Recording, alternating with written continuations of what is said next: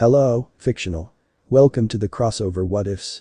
Today we are gonna see, what if Naruto was the son of the dragon and got harem? Part 1. Huge shout out to Helghy for this story.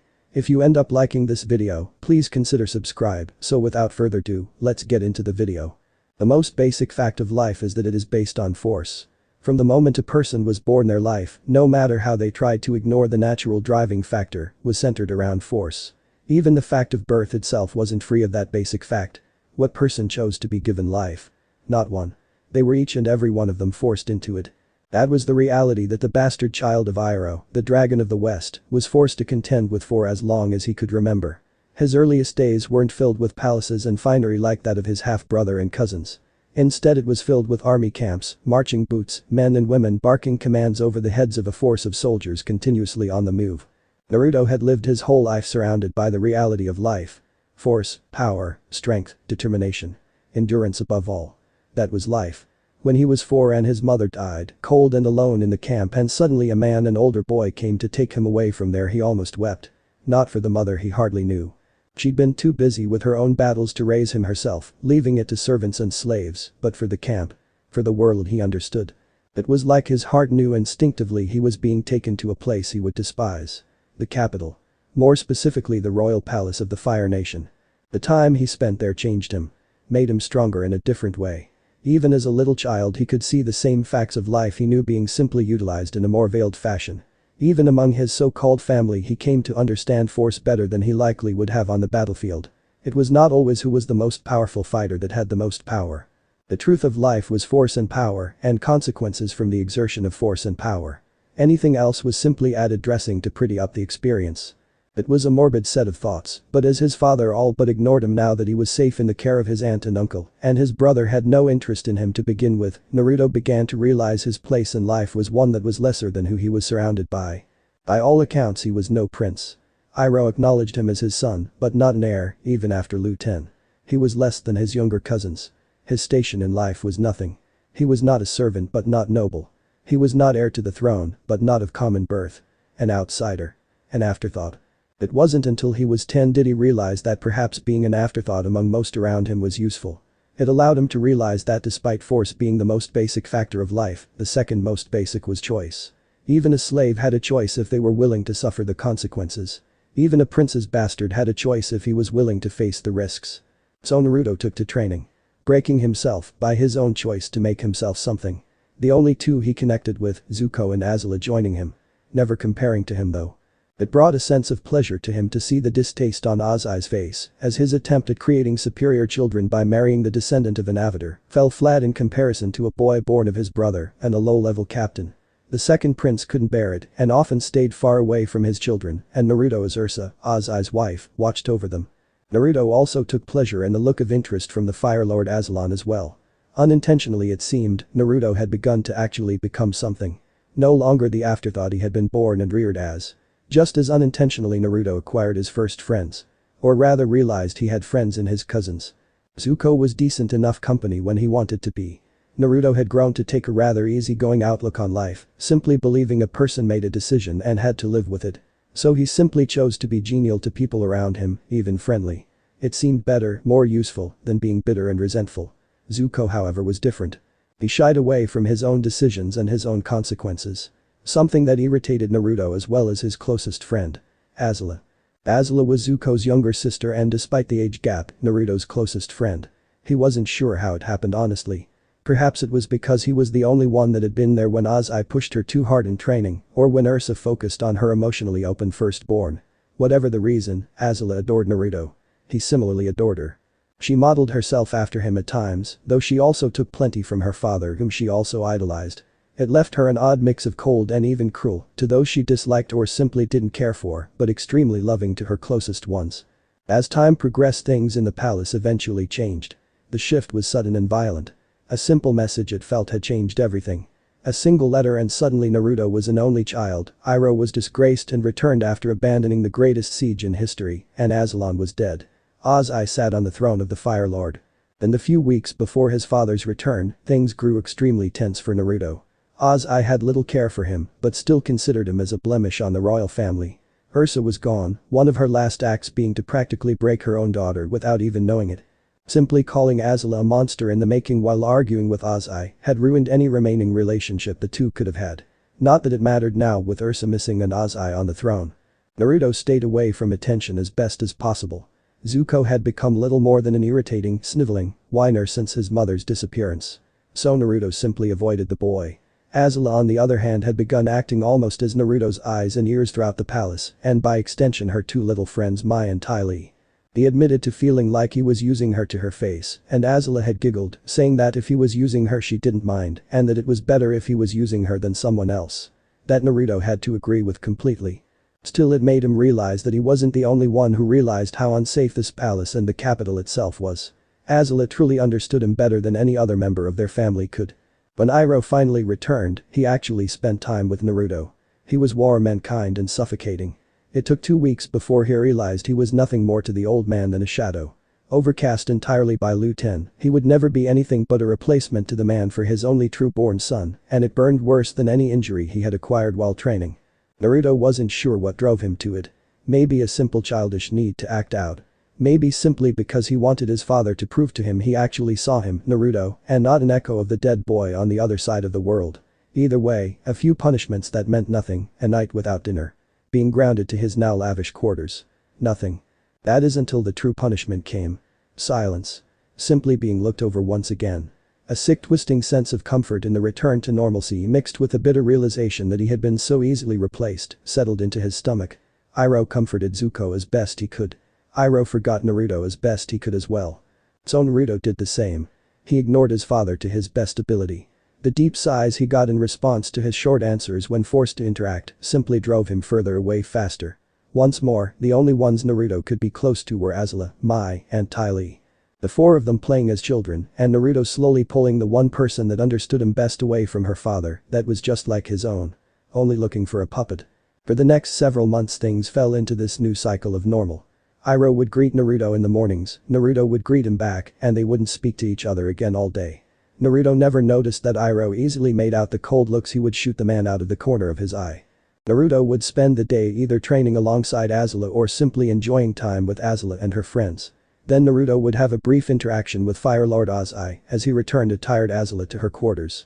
Ozai would nod at him with a strange look in his eyes, and Naruto would return to his own quarters, never bothering to check to see if his lazy and slowly fattening father was even within his own. The next day he'd simply wake and do it again. Eventually though that routine changed. It seemed that Iroh had enough of the cold relations with his son and had collared him into a large breakfast. Naruto had tried to make excuses and slip out of the occasion, he could already tell he wasn't about to enjoy whatever conversation his father had in mind. Unfortunately for him Iroh was especially determined to talk and he couldn't escape the man's clutches. Naruto practically steamed in agitation as he sat silently across from his father. The general gorged himself on the various breakfast foods while Naruto had finished eating a hearty helping already. They hadn't even spoken since sitting down to the meal, and Naruto had hoped to work with Azula on a specific move set today that she was struggling with. Well, not so much struggling with it as she was the queen of all perfectionists and wanted to not just master the move but refine it to a point no one else could achieve. Not even he could. "Why am I here?" Naruto asked finally, his short fuse getting the better of him. Iroh sighed at Naruto as if he had failed some sort of test. "To eat breakfast of course." Iroh replied. "I have eaten breakfast. I have training to do with Azula," Naruto said as he began to stand only for a frosty look to appear in the general's eyes and freeze him in place. "It is rude to leave the table of a superior without being given permission, Naruto. You should always retain your etiquette even among family," he said while plucking a small fruit off his plate and popping it into his mouth. "Very well, may I be excused from the table? I would like to go and train with Princess Azula," Naruto said stiffly. "You may not, we have matters to talk about," Iroh replied coolly, never looking up from the food spread before him. "Would you at least tell me what it is you want to talk about?" Naruto forced out rigidly, barely managing not to growl at his father's games. "Yes, your upcoming trip," Iroh simply said, finally looking up to his son to see confusion spread across the boy's face. "Trip?" Naruto asked. "I didn't request to go anywhere. Where did you hear I was going away?" "Oh, I didn't hear it, I said it," Iroh replied, now focused entirely on his son. "You what? You're sending me off. Why?" Naruto's temper flared back up now that his confusion was turning to indignation. "The palace is not a good place for you," Iroh began to explain, only to inwardly cringe at his own words when he saw his son's eyes widen in outrage. The boy all but snarled at his father. I see, it is unbecoming of you to keep your dirty laundry for all to see. Where am I going, General? Some far-off little village to become a farmer, or maybe to the colonies under a fake name, so I can't taint your honor any further. Naruto growled. Iroh sighed once more. What Naruto said was fair. It did seem that way, not that Iroh truly cared what people thought about him having an illegitimate son. The boy's mother had been golden-haired and a true follower of an eye like himself. She had understood him even if they hadn't loved one another. Everything Naruto said though, it was how other nobles handled their mistakes in the form of bastard children. Hidden away or cast aside to minimize the stain they could leave on their honor. Iroh began, but seeing the look in his eyes, one he recalled a lifetime ago on a much younger face in the mirror. No, I'll be sending you where I trained prior to joining the officer corps of the army. You're going to the same place where I became the Dragon of the West, Iroh calmly explained. That brought his son up short. He wanted that opportunity, but he also didn't want to leave the palace. The few friends and people he knew cared about him were here. Not to mention he had no way of knowing when it was he could come back home. He hadn't really thought of it that way, but the palace of the Fire Lord had become his home sometime, and he realized he would miss it, or rather who lived here with him. How long? He asked as he stood fully ready to end the conversation. He knew he had no choice in the matter, so he wouldn't bother to argue anymore. As long as it takes. As long as you take. Iroh said as Naruto grunted in annoyance at the vague answer and swept out of the room. Azula had not taken the news well. He hadn't expected her to, but it was still nice to have someone furious like he was at his father's decision. After a brief but very intense training session, she had demanded he return as soon as possible and that he come back much stronger or she would have to tutor him herself when he returned. He mostly laughed her off. He was stronger than her after all, and she had just gotten a reminder of that fact immediately prior. When it came time to see him off though, she had made sure to catch him away from everyone. Not even Mai and Ty Lee had been included as she tightly held onto him and cried into his chest. Naruto was a bit startled by her acting in such a way, but simply comforted her to the best of his ability. They understood each other better than anyone else could. I'll be back as soon as I can, Azula, you know I will. He softly said as he rubbed her back and held her close in a hug. I'll be all alone while you're gone, Naruto. She cried quietly. Not quite, Ty Lee adores you, Azula. Keep her close and give her the same love you give me. She'll be loyal as long as you do and you'll never have to be alone. Naruto said. What about Mai and Zuko? She asked. Some people, Azula, you have to be careful around even if you care for them. Don't hate them or throw them away, but they aren't like us and they aren't like Ty Lee either. Naruto said. He had his own issues and reasons to dislike Zuko, but he wouldn't let his bias influence Azula's relationship with her brother. Okay. She replied, not fully understanding what he meant. Still she'd do as he asked. After all, Naruto was the only one that liked Azula for Azula. Well, him and Ty Lee. I have to go, so hold down the fort till I get back. Get strong too so we can spar then. Naruto said as he kissed her head and separated. Most of the royal household saw him off. Iroh, Zuko, and Ursa stood together. Mai was near to them as well, while Ty Lee and Azula stood away from them. Naruto couldn't help but feel relieved Ai wasn't present. The man sparked something within him. Like a warning bell. Naruto watched the docks and continued till the ship had sailed far enough that the whole of the island had disappeared from view. He wouldn't return for 2 years, and much like his father had wished he would be a changed person. Unfortunately for Iroh, Naruto's changes would not be what he desired. He would return emboldened and more ambitious than before. Changed indeed, from someone who simply wished to be considered worthwhile and of value, to someone who wished to stand atop his own destiny and have a hand in the fate of the world. Naruto's return was met with even less fanfare than his departure. The only ones there to greet him were his father, Azula, Ty Lee, and Mai. Even then Iroh was needed for a war meeting.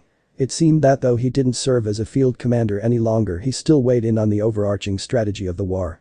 So soon they set back into a routine at the palace with Naruto having rejoined the family. Soon enough it was just him and Azula once again as she filled him in on things from around the palace. Iroh and Zuko had grown much closer and the crown prince had taken to begging his father and uncle to attend the strategy meetings.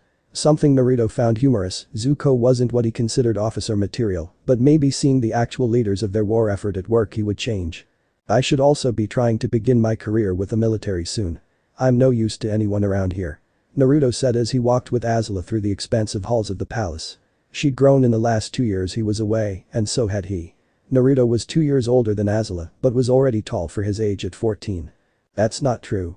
You just got back. If you run off to fight, I can't come with you for 2 more years. Azula said, giving him a putty look causing him to snort slightly. I'll talk to my father tonight about joining. Azula, you're a princess, things are different for you than me. I have to prove myself. Even if I'm a bender. Naruto said. I have to prove myself to my father almost every week. He's testing me on my bending all the time. I know what you mean. She tried. You know better than Zuko.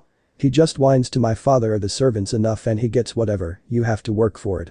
That's true, but it's still a bit different. I know you are just being difficult because you don't want me to go away again. Well, I don't. She crossed her arms, getting the older boy to laugh and pull her in for a surprise hug, breaking her walls down and causing her to giggle as well. They continued like that for some time. Close to one another, just enjoying the presence of the other.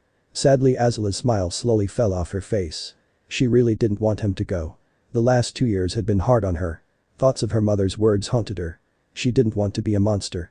At least not to her family. She just wanted their attention and love. Naruto had been right about Ty Lee, thankfully. Without the acrobatic girl to ground her, Azula was sure she would have started losing herself. Instead, Azula had taken a chance to tell her about what happened with her mother, and she had been shocked for the bubbly girl to become furious at the mere thought. The only other one she had seen react to her mother's words like that had been Naruto. Not even her father had disputed Ursa's claim that she was becoming a monster. From that moment on, Ty Lee had become her closest friend and confidant. Barring Naruto once he returned, of course. Initially, she had planned on trying to bridge the gap with Zuko and talk with Mai as well. However, if Naruto had hit the nail on the head with Ty Lee, who was to say he wouldn't with them as well? So she did her best to show her love for them, but it grew harder every day. It didn't help that Mai had very obviously developed a crush on Zuko, and Azula's elder brother was far too caught up in himself to care. She was waiting for the chance to tell her, I told you so. You'll be safe, right? And right to me? She asked, mentally kicking herself for sounding so weak. She wanted Naruto to always see her as strong and capable, not longing after his return like some sort of, well, princess. Of course. Who else would I write to? He teased. Well, you do write to someone now. She said, remembering he was sending letters off somewhere since his return. Ah, yeah, should have known you'd notice that. Those are going to where I trained the last 2 years. Trust me, I will take you there sometime. I think you'll blow them out of the water. Plus the person I'm writing to reminds me of you and Ty Lee. Like a mixture of the two of you. You'd really get along. Naruto explained himself. His words piqued her curiosity. She wasn't particularly interested in going out and making lots of friends like some people her age, but she was interested in meeting someone that Naruto said she'd get along with. He was usually right on these sorts of things after all. Not that it mattered right now.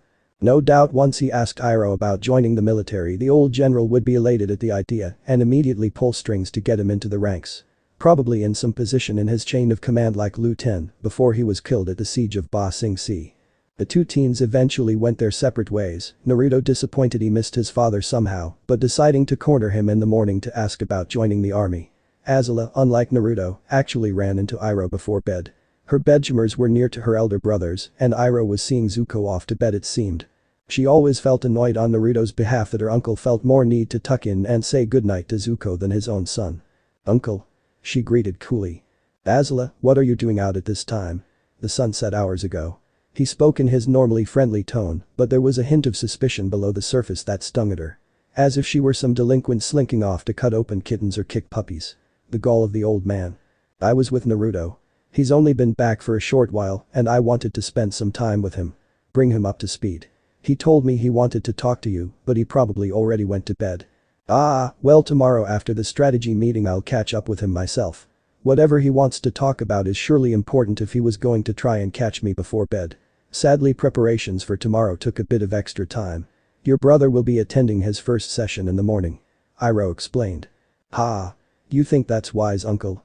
Zuko can't keep his mouth shut from whining to save his life. Azula squawked, very amused by the thought of Zuko of all people quietly observing and understanding a military strategy meeting. She'd hidden inside a couple times before watching from the shadows. The meetings were extremely dry and boring, but she also knew they were highly important to the war effort. You really should show your brother some respect. He is a good person and tries very hard to please everyone including you. Iroh scolded, frowning at the scoff he got when he mentioned her. Besides, he is of age now. It is time he took part in military matters. It's expected. Azula nodded to the man's words. Zuko was only a few months younger than Naruto. She supposed her cousin had been right when he said it was time for him to start his career. Still, Azula cared far more about Naruto joining than Zuko. Not only was Naruto far more important to her, what exactly he would be doing in the military was in question, unlike the crown prince. "Good night, princess," Iroh said, interrupting her thoughts. He turned to slowly make his way to his quarters. "Yes, good night, General," Azula said. Iroh froze as Azula's footsteps slowly quieted and the girl turned around a bend in the hall. She had sounded so much like Naruto when he referred to him by his rank or titles. Iroh felt sadness trickle into his heart as he thought of the distance between him and the two children. One of them was his own son. Only remaining son. The other was a little girl with no one but Ozai to act as a role model. He knew he should do something for them. They needed a parental figure. Anyone but Ozai. But he had to focus on Zuko. He was the crown prince. The next Fire Lord. The best hope for the White Lotus to finally end this pointless conflict. To try and save their world from endless fighting and death. With those thoughts and a self-assured determination he headed off for bed. The next day was going to be a very busy one. Azula was a curious girl. That led her to slipping into places often that let her learn things she probably shouldn't know as a 12-year-old princess. Of course the fact that the things she wasn't supposed to know about were pretty much dangling in front of her made it impossible for her not to sneak into restricted areas and eavesdrop. That of course was why she was now rushing to find Naruto in the training areas. What she just watched go down in the strategy meeting held by her father was some prime gossip she needed to share with him. She found him exactly where she knew she would, running through his newer forms he had picked up on his trip. He was smoother and more animalistic in the way he moved than the typical firebending styles taught by the different masters here in the capital. It reminded her of Iroh's, but even then Naruto's had a more bestial element to it. Faster, more agile and more brutal. For a moment what Azula had to tell Naruto left her mind as she watched him go all out. Or what she presumed to be all out. Since his return they hadn't gotten a chance to truly spar. Her studies kept her busier than she would like. To see him now, controlling an inferno, keeping the fire alive as it danced around him and engulfed the training ground as if were a living dragon, she was mesmerized. She had known she and Naruto were the two sides of the same coin. His firebending was like battling against the heart of a wildfire. A massive torrent of roaring flames. Hers was like a precise jet of flame. An intense blade of hissing fire. To watch him directing and maneuvering a wall of fire many times taller, wider, and thicker than she had seen others do before, Azula was starstruck. She sat there watching as he practiced. Naruto kept a furious pace. As if he was surrounded by an endless swarm of opponents being swept aside in the storm of fire he had at his beck and call. He incorporated more short circular punches than the usual firebending style she knew. Each thrust of his fist reaching out with a gout of flame as if it was the paw of a giant predatory cat. Sweeping across the ground like he was clearing a path through a horde of Earth Kingdom soldiers already. Eventually though, his workout drew to an end in an explosive fashion. Like a tidal wave the flames crashed down on the other side of Naruto before he snuffed them out with a sudden yank of his arms backward toward his chest. The sudden silence of the training area after that act made Azula's ears ring. She realized she held her breath in the final moments of the show as the only sound was her cousin's heavy breathing as he walked over to the large water barrel and dipped himself up a hearty swallow of water before dumping a second ladle over his head to cool down faster. "Just going to sit and watch Azula?" Naruto called out with a grin as he glanced over to the pillars where the younger girl still stood stock still. Rather than respond at once Azula slowly made her way toward him. She looked back and forth between the smirking Naruto and the steaming and smoking stone of the training ground in poorly restrained awe. When she reached him she noticed the stone wasn't the only thing steaming. Naruto himself had thin trails of steam lifting off of his head and body wherever he had dumped the water on himself a moment before. Now she understood why he preferred to train without his shirt. Something she was doing her best to ignore at the moment. She was far too well bred to have a crush of course. "So that's what you learned while you were away?" she asked. "A little bit of it," he answered with a chuckle. "Are you going to teach me?" she asked, pouting at the teasing smile that slipped onto her cousin's face. "You want me to teach you one-on-one, Azula?" he asked. "But I thought you were the greatest firebender of our generation. What could I ever teach you?" "Ha ha ha," she sarcastically replied. "Seriously, when are you going to teach me all of that?" she asked again. "Probably never," he said, simply getting her little jaw to drop in shock at his blunt answer and the fact that he was telling her no. He hardly ever told her no. "I won't teach it to you, but someday I'll take you to where I learned it and you'll find your own way." He smiled as the shocked look turned to a slick grin on the girl's face. "Promise that you will," she demanded. "Such a bossy princess you are becoming," Naruto teased. "Naruto," she whined. "You don't need to beg or whine like that, Azula.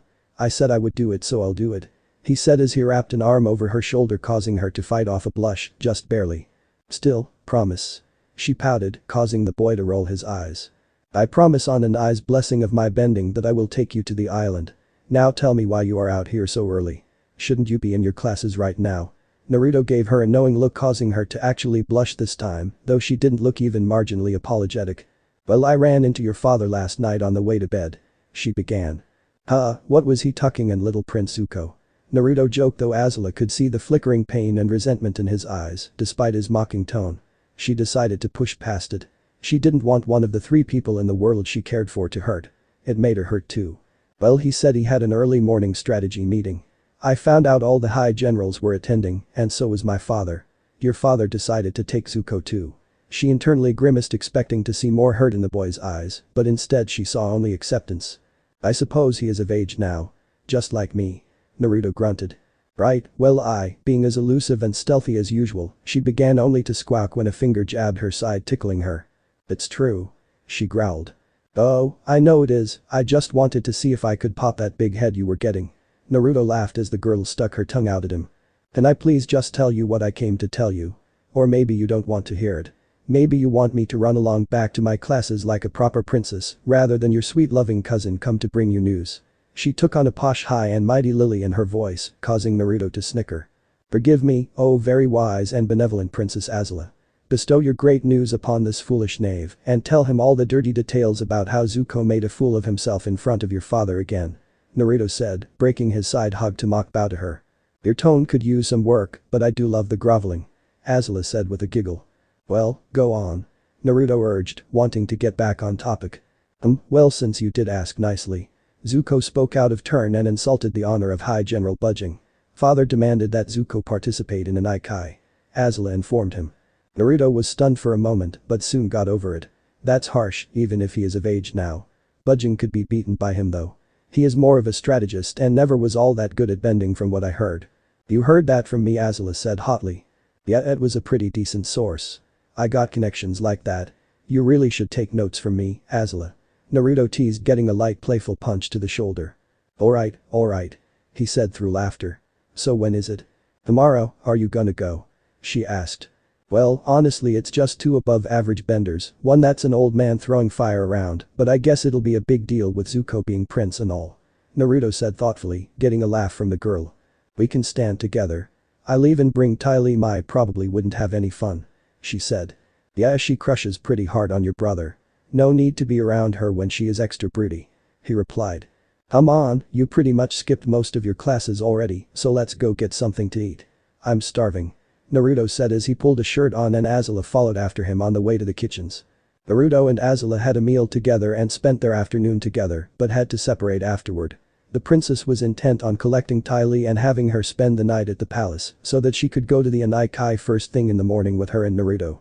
Naruto on the other hand had tried to catch his father for the rest of the evening. He had plenty he needed to discuss, from him joining the military to the Anaikai, and even to ask what exactly could Zuko have managed to do to get Ozai to order an Anaikai.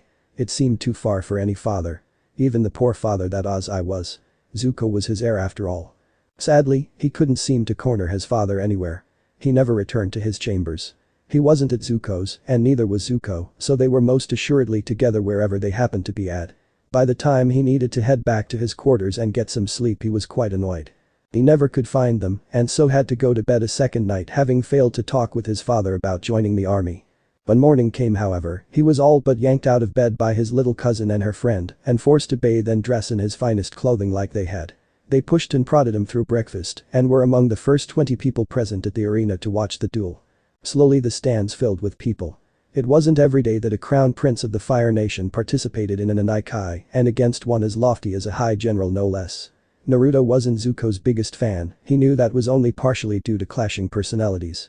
He wouldn't admit out loud that he felt like Zuko had essentially stolen his father from him. That being said, he didn't wish harm on him. Thankfully almost all Anaikai were a battle to yield and not death. Especially in one against the royal family. Again, the fact Zuko was crown prince also made that even more unlikely he would be truly harmed. That all being said, Naruto couldn't help that Zuko wasn't the underdog against Budging. The general was older than Naruto's father and uncle put together and, as Azula had told him, wasn't a particularly well-accomplished bender in the first place. Iroh joined him, Azula, and Ty Lee in the stands. Naruto nodded to him but was a little confused at how grim the older man looked. Did he really not believe in Zuko that much to beat some old man? True, Zuko wasn't a spectacular bender like the rest of the royal bloodline all seemed to be. But once again budging was positively ancient. "General, your charge will no doubt win, why so glum?" Naruto asked. Iroh glared at him, surprising him slightly. "I am in no mood for your sarcasm, son," he said flatly and turned to the arena. "Sarcasm?" Naruto asked.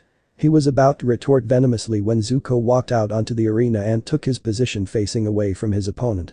It was while Zuko was kneeling facing away from his opponent that Naruto saw the reason for his father's anger. Fire Lord Ozai strode out arrogantly onto the dueling grounds and the crowd silenced. "Wait, I thought you said he offended General Budging. What the hell is the Fire Lord doing there?" Naruto asked. Azula looked as bewildered as him. "No," Zuko spoke out of turn at the Fire Lord's strategy meeting and thereby tainted his honor. "Not budging," Iroh said with a sigh. He felt somewhat bad for snapping at Naruto after realizing he was not in fact being sarcastic or hateful toward Zuko. His mind focused on the fight though. The fact that his brother was willing to do this to his own son. Maybe father just wants to make a show of things? Azula asked curiously. Iroh glanced at the three children beside him and realized how poor his relationship with them had become. He assumed not only that they were excited to see Zuko crushed and humiliated. Instead all three looked genuinely concerned for what Ozai would do to his son.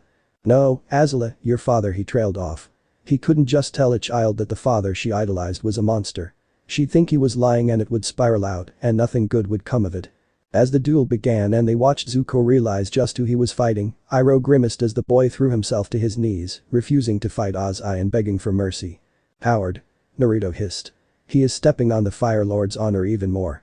He'll make whatever Ozai has planned even worse." "Be silent, son," Iroh growled. He fought tears as he watched Ozai humiliate Zuko before the whole capital. "You will fight for your honor," Ozai boomed. "I meant you no disrespect," Zuko cried. "I am your loyal son.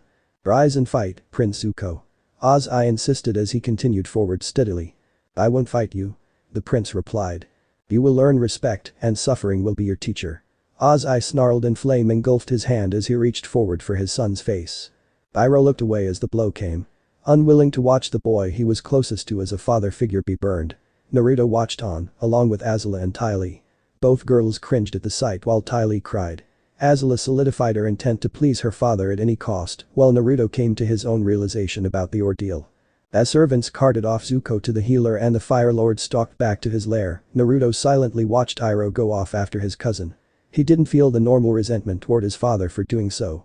He could understand he was needed there with the prince now more than ever, but still Naruto felt a sour taste enter his mouth at the thought of Zuko's actions. Zuko cowered away from the consequences of what he had done.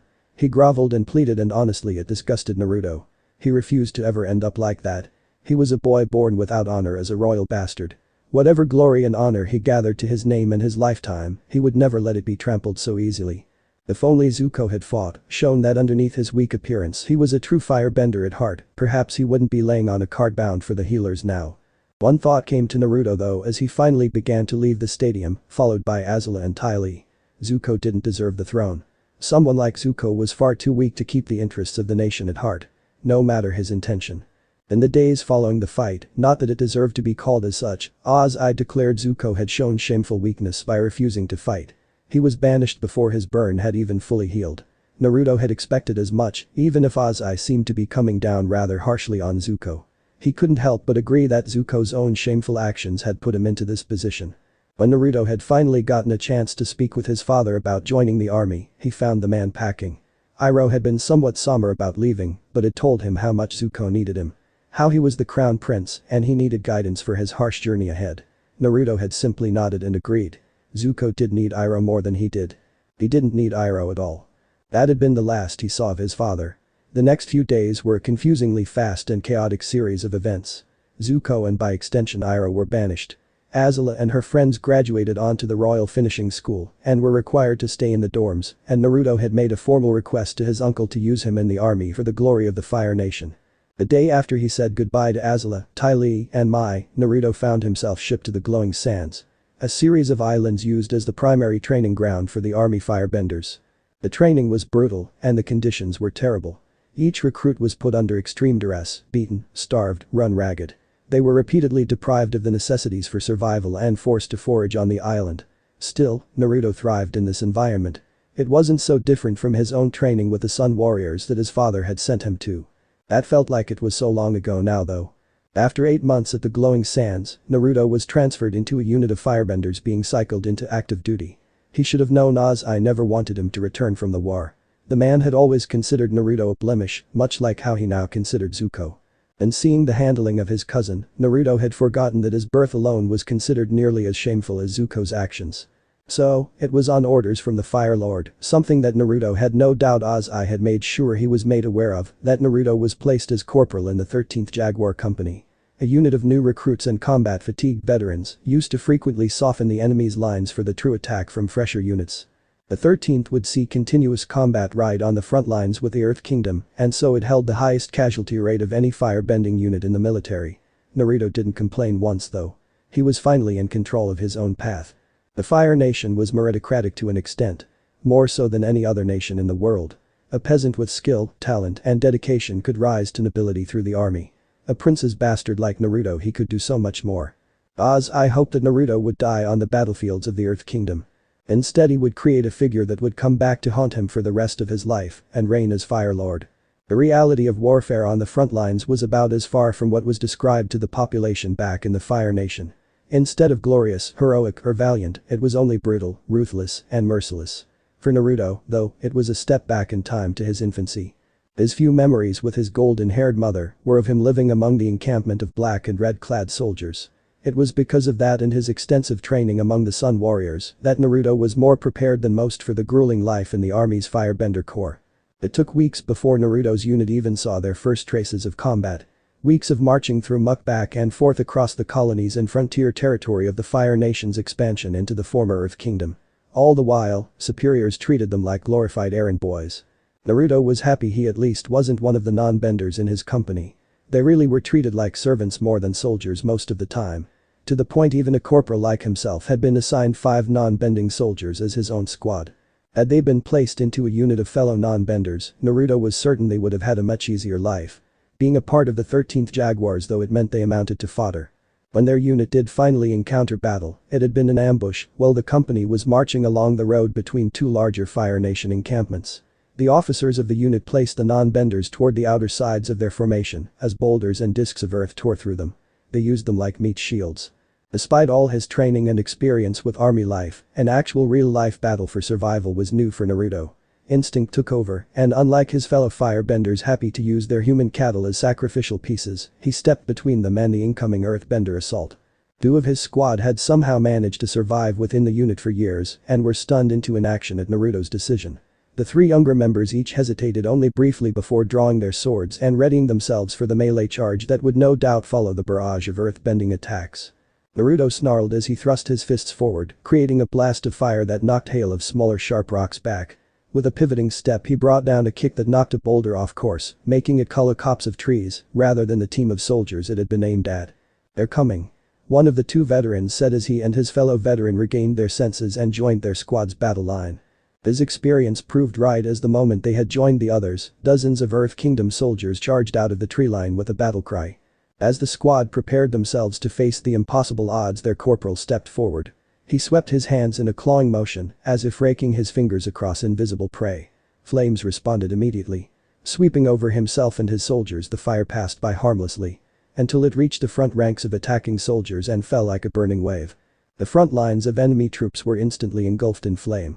They didn't even get a chance to scream, the intense heat searing their lungs and throat upon impact and rendering them either mute or dead in the blink of an eye. The second and third lines of advancing Earth Kingdom soldiers weren't as quickly killed. Most caught splashes of flames onto their armor and clothes, setting the ablaze and shifting the fearsome battle cry of their charge into that of terrified and painful screams. Naruto didn't stop though. Spinning he swung out a low kick, sending a wave of roaring flames out at knee height, catching the charging soldiers that had been spared his initial attack and taking yet more lives. Naruto didn't think about the lives he was taking. He knew if he stopped now the tide of battle could shift again. Between the growing flames he and a handful of other firebenders he could just make out the earthbenders beyond the edge of the tree line, forming makeshift shields of stone to protect another wave of soldiers. "The trees!" Naruto shouted out to his fellow benders. He didn't wait for any response before he began unleashing a torrent of fire into the cedars and other evergreens. Shouts of panic and pain soon called out from the edge of the woods. The Fire Nation infantry reformed into a ramshackle formation around their benders. They finished off the remains of the initial wave of ambushers. Naruto's own unit stayed especially close to him. In the span of a few moments their loyalty toward him had skyrocketed and they were not about to let a stray Earth Kingdom arrow catch him by surprise. Naruto kept his focus on the enemy though. The Earthbenders were proving to be more clever than he expected. They overturned sections of the ground or even entire trees in an attempt to put out the flames.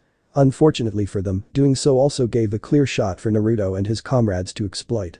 One of the soldiers with him, a girl perhaps a year or two older than he was, took aim with a bow after sheathing her sword and easily took the lives of two distracted earthbenders with as many arrows. The bender realized then that he didn't even know her name. Any of their names. He swore to rectify that after this battle was over. Thankfully it seemed to be drawing to a close.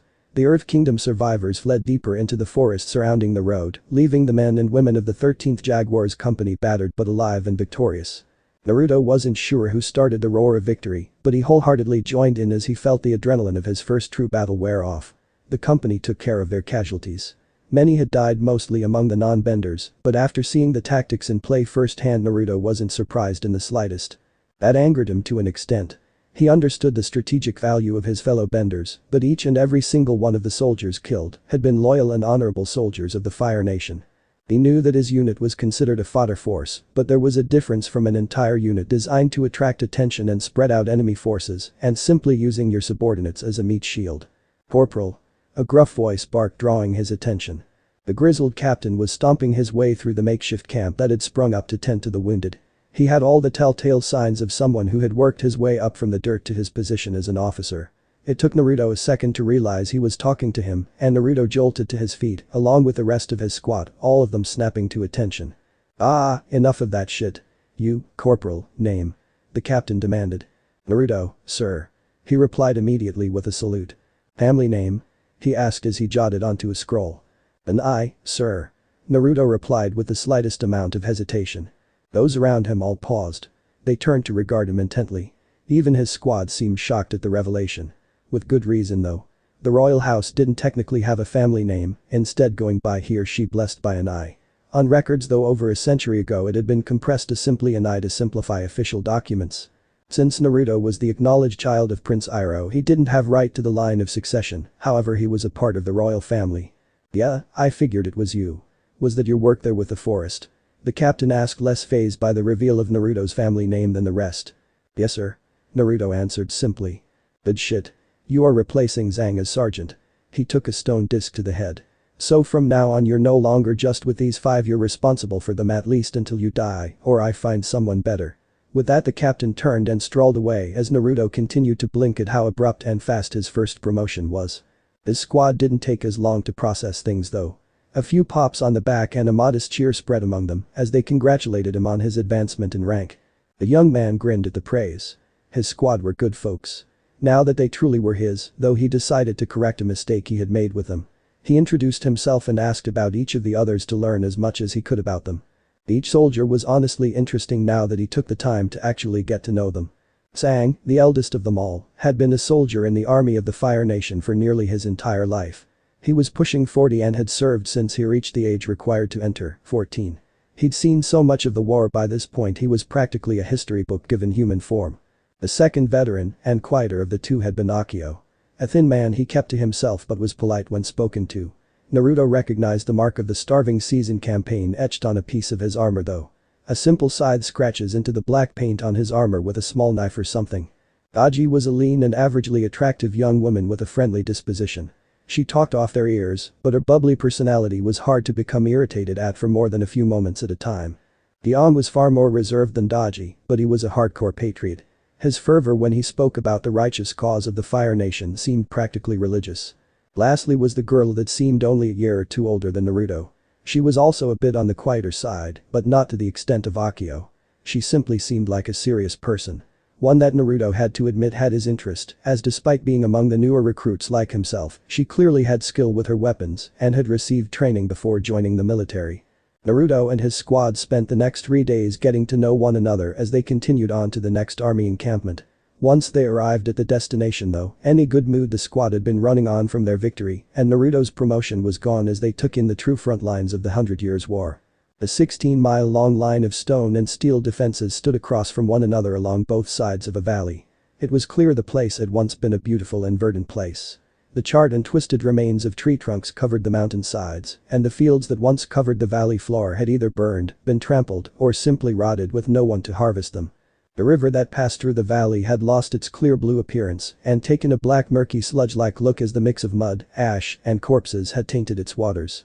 It was here that Naruto and his squad found themselves truly realizing the scale of this war. It seemed like the world itself was dying. Things got worse from there as they soon realized they were being moved directly into position to launch an attack down the slope of their dit of the valley, across the river, and up the slope, and against the defenses of the Earth Kingdom forces sitting on the mountaintops across from them. Their company, not even given a chance to rest from weeks of marching and being ambushed, would be the front lines of the first wave. Naruto nearly laughed at the madness of the whole thing. A direct assault against Earth Kingdom soldiers supported by Earthbenders across a river and up an incline against fortress-like defenses. It was suicide pure and simple. But that was what his unit was for evidently. At least they wouldn't be alone. They were going to have support right behind them, including fire tanks and the 8th Barrage Detachment, a unit of specialized firebenders that created exploding balls of flame for use in siege battles. Still, that didn't calm his nerves for the coming assault in the slightest. Especially not when the moment the Fire Nation barrage began, the Earth Kingdom responded with one of their own, directed primarily at the slowly advancing troops marching down toward the valley. Captain Raiko, the same that had promoted Naruto to sergeant, led the soldiers himself. Naruto had quickly come to see the captain as a sort of mentor. The man was gruff, no nonsense, and impatient. He was also loyal, understanding, and honorable. He had taken Naruto under his wing in a sort of way, giving him pointers on how to better lead and fight. As it was now, Naruto had brought his squad right up along beside the captain, who didn't mind having some of the more competent members of his company at his back. As they reached the bottommost place of the Fire Nation positions, Raiko turned to his gathered troops and grimly assessed them before nodding at the men and women under his command. You all know what is being asked of you. Space out, bunched up groups are easy targets for the enemy to drop some of that mountainside onto.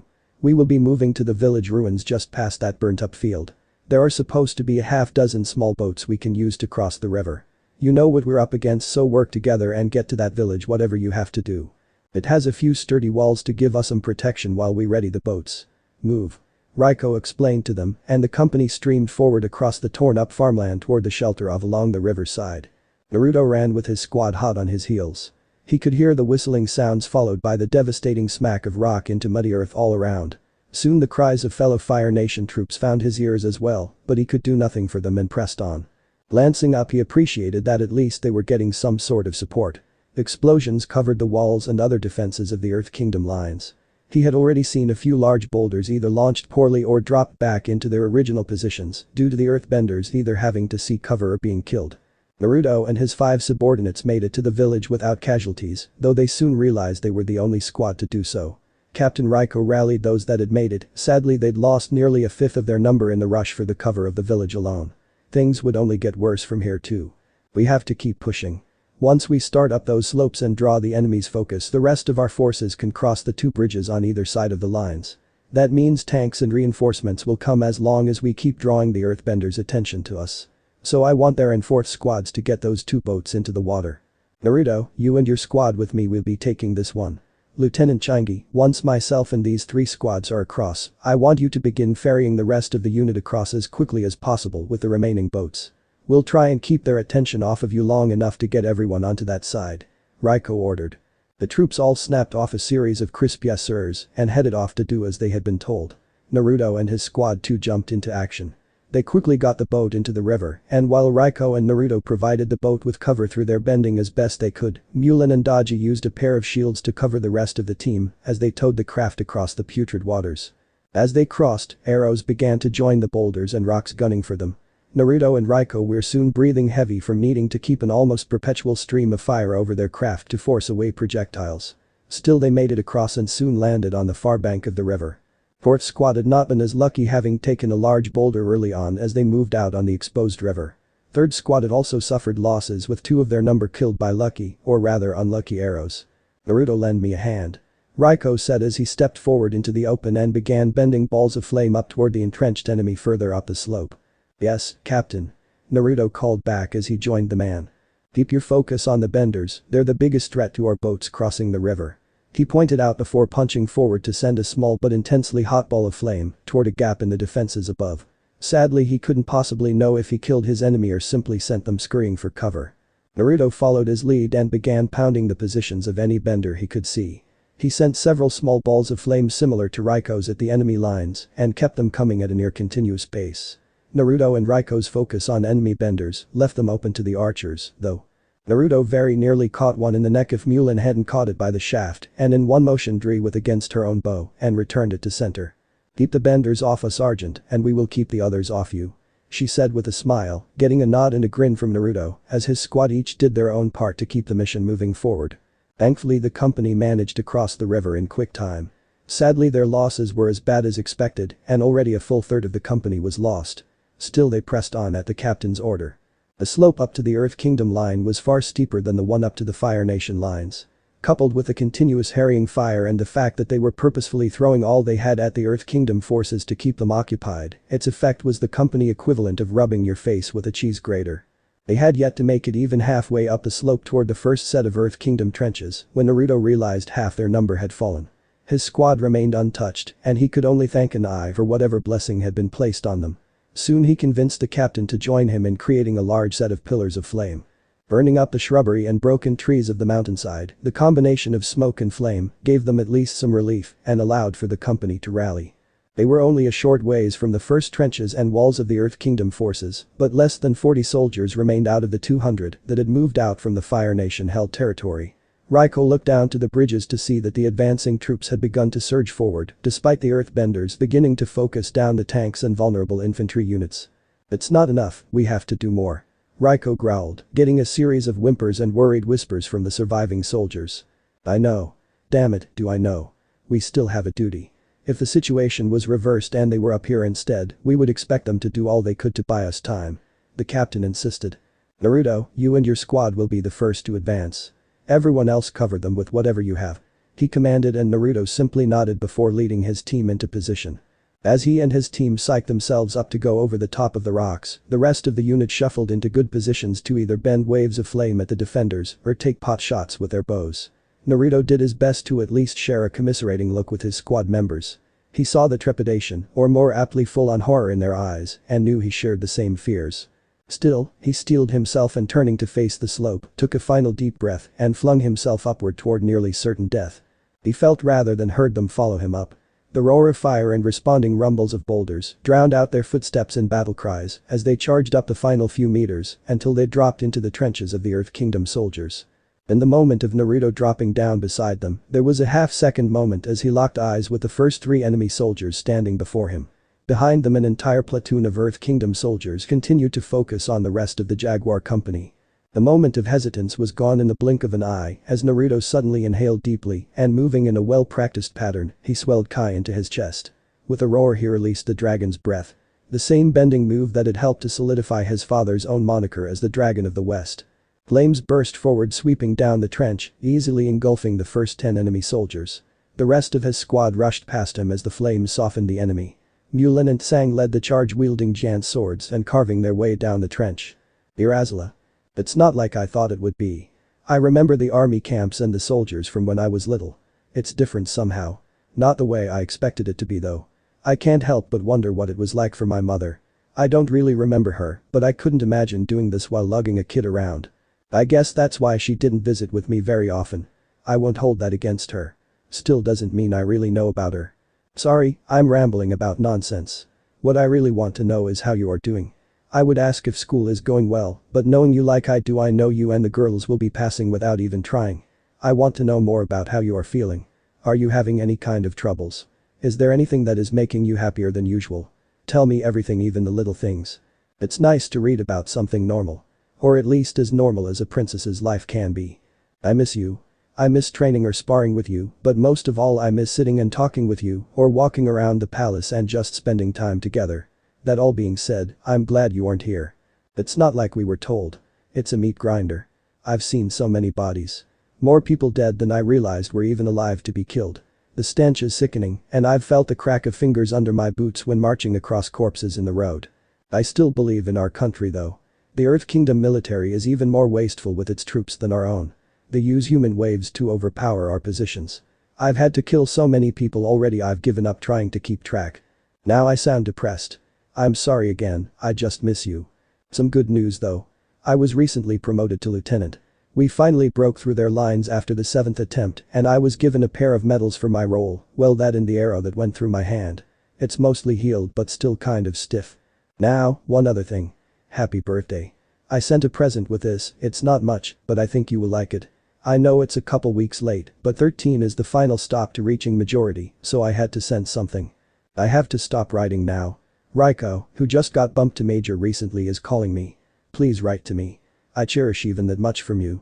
With love. Naruto. Azula read the letter for the 3rd time and smiled slightly. It made her feel good knowing he was thinking of her even with so much going on. Along with that though she was worried. He had only gotten a little injury, but still the way he explained the war was far from how her tutors did. Just come home soon. She said as she picked up the crest he had sent her. It was that of an Earth Kingdom colonel. Only benders held such ranks among their army and she doubted Naruto would send her one he didn't win in combat himself. It was an excellent birthday present. She liked to wear it like an arm bangle and tell the made-up stories about how he won it through some daring raid. All the other girls were jealous, which they should be, she was their princess after all. Azula had, like Naruto believed, been excelling in school. As had Ty Lee and Mai. In fact, unlike most students who carried on at the finishing academy until they were 18 or 20. Azula and her girls were all expected to graduate in time for their 14th birthdays. She already had the massive celebration of her birthday, her friends' birthdays and their graduation. She was only disappointed that the party was a year away. At least Naruto would be able to come home on leave by then. He could come and visit her rather than the capital and stay at the estate for the royal family near the academy. Just the two of them. She forced down the blush and killed the thoughts as she folded up his letter and stepped out of her lavish dorm and into the halls of her school. Other students bowed and praised her, but she didn't pay them slightest mind. Especially the boys who clearly hungered after her. Or at least her body and wealth. Garbage really, that was all they were. So much garbage. They didn't even compare to that sniveling weakling Zuko in her opinion. He at least was talented as an above-average bender and skilled swordsman. Azula. Azula. Two voices called to her. One ecstatic and the other monotone with the faintest hint of fondness. Just as Naruto had told her years ago, Azula had kept Ty Lee close to her. She was glad she had. Not forcing her into friendship through manipulation or fear. She had come to see Ty Lee in the same light as Naruto now. She knew her affection for her cousin was much deeper, but Ty Lee was irreplaceable by now and even spent more time with Azula than with her own family. Mai was a bit different. Naruto had told her to show love to the girl and Zuko, but to never fully trust them. She wasn't sure about that so much anymore. Mai was right there alongside her nearly every step of the way. The three of them more or less did everything together. Occasionally even sharing a dorm room for a night just talking. Azula however still missed how things once were. She hated to admit it, but she even missed Zuko at times. She often wrote to Naruto and responded when he could. She had written to her father for the first 10 months or so that she had been away. He had never responded though, merely having a courtier express his desire to see her set records at the academy and that he expected her to remain ever the best in her class. She doubted he had even read what she sent him. That stung badly, but she knew her father wasn't one for niceties. It just wasn't his personality to spend time on small matters like catching up. Plus he was Fire Lord. She should have known what would happen when she sent them. The fact she had nearly cried several nights at the cold apathy her father had for her was simply her shedding her weakling self. After all, she didn't have her mother's affection growing up, but her father's approval had been enough. She still refrained from bringing it up to Naruto. She knew he was overprotective of her, and while she had to admit she did like that he was so defensive of her, he had much bigger things to worry about than silly whinings of a little girl. At least that's what she told herself. A part of her, the weaker part surely, wanted him here to comfort and hug her so badly. She'd never tell him why. Only that she missed him. It had been months since Naruto was placed onto the front. He and his platoon slowly made their way back into camp. The ground was muddy from heavy traffic and the start of the rainy season. The camp they entered was ramshackle and primarily dedicated to a medical center, which took up the large central field. Several dozen tents of various sizes were strewn about, each sheltering the wounded from the thin mist. The last battle had been hard. The 13th had been coupled up with the 2nd Tigerdillo Regiment to try and break through a farming area. The following battle had lasted for hours, and in the end neither side had true victory, but the Earth Kingdom's population always ensured that a draw was really a victory for the Earth Kingdom. He and his platoon was silent as they marched into camp. Marched used loosely as possible. They watched as nurses rushed about with litters carrying injured soldiers or emptying pans filled with blood. As they came in, other units greeted them and welcomed them back. Naruto had most of the platoon fall out and let them search out some food for themselves. Naruto, himself, however, needed to report in. He dismissed his squad, each having now become sergeants acting as his squad leaders. Mulan hesitated briefly. She and Naruto had become a sort of tag team in battle over the last few months. Partners. Once his subordinates had joined their troops, he entered the colonel's tent. Raiko had been promoted once more recently, and it had left the positions of both captain and major vacant. At least until now. The bender, maybe 2 or 3 years older than Naruto, stood beside Raiko with the other platoon leaders. Naruto had grown used to working with, eyeing the young man up. Once Naruto entered, the young officer had a brief reprieve as the other lieutenants warmly welcomed him, having thought his unit wiped out when they didn't report in earlier. "I'm glad you and yours made it through that, Naruto. Sadly, we aren't through with this area. The Earth Kingdom has numbers on their side, so they will be up and ready to move again before too long. This is Captain Tukao. He has just joined us straight from the officers' academy and is your new commander. Tukao, this is Naruto, the one I told you would be acting as your second in command." Raiko introduced. Naruto looked the older boy up and down and compared him to himself and the other officers. Unlike Naruto, Raiko, and the rest, Tukao was crisp, clean and untouched by mud. He also was clearly uneasy under the looks from the other lieutenants. "Tukao, brief your men, I have other shit to handle. Naruto, keep these other animals in line if you have to," Raiko said before stepping out of the tent with small laughter from the lieutenants in his wake. The new captain hesitated for a moment before pulling out a map and unrolling it across one of the small tables in front of the gathered officers. Naruto meanwhile snatched up a small bowl of nuts and began loudly crunching on them, sharing them with the other lieutenants as he did. "Our company is here and we are to move along the river down to the 12th colonials, then together we'll be making an attempt to capture this town here," Tukao explained as he pointed out specific points along the map. The lieutenant said nothing as they stared down at the map. "Just eating." Tukao grew unsure of himself and cleared his throat before awkwardly turning to each of the others. Any questions?" he asked. "Yeah, I got a question for you, Cap." A gruff-looking woman with a milky-colored blind left eye. "Yes, Uchiha," he responded. "Yeah, you even started shaving yet?" she asked, getting some chuckles as the captain glanced toward Naruto. "Don't look at him, he might be a baby face, but he's torched more men than you have hair under your arms, that is if you have any yet," she mocked. The captain gained a sour look and stepped back before taking a very rigid and orderly appearance. "13th Company, gather your men and move out," he barked before turning to the tent flap and making to leave. He stopped, however, as the lieutenants just stared at him for a moment while continuing to eat. Slowly Naruto stretched and set the bowl on the table before slapping his hands together as if shaking dust off. "Well, you heard him. Round up the troops and let's move out," Naruto said as he brushed past the captain, followed by the other platoon leaders with Shizu going last.